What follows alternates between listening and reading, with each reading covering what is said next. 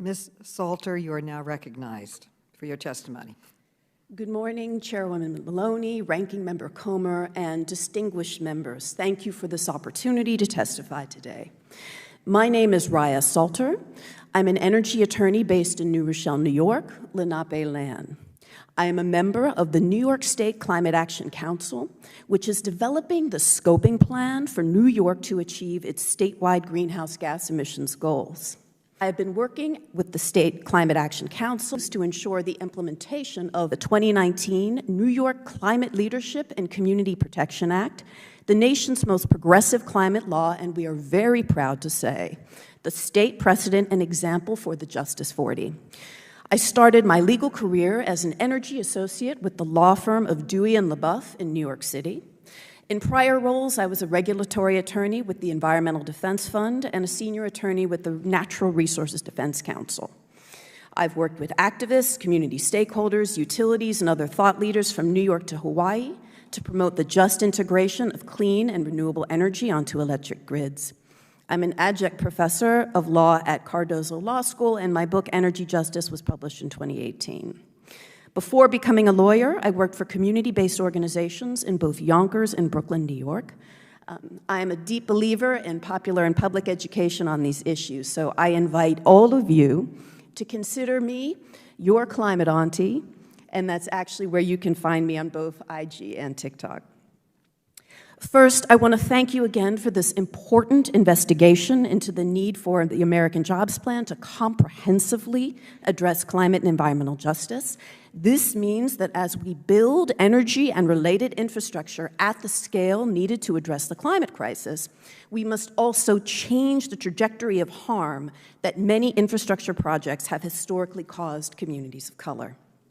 It's important to know that in New York law, the 40% investment mandate sits within a broader justice framework that is critical for its success. So yes, New York law mandates that a goal of 40% of the benefits must be realized by disadvantaged communities, and New York law is very broad in what those investments mean. All energy and energy efficiency investments. Please make sure the American Jobs Plan is broad too. But New York law goes further. It provides significant do-no-harm protections in statute for frontline communities as infrastructure is permitted, planned for, and built, and requires, among other things, that all state agencies in their permit approvals, licenses, must not disproportionately harm frontline communities.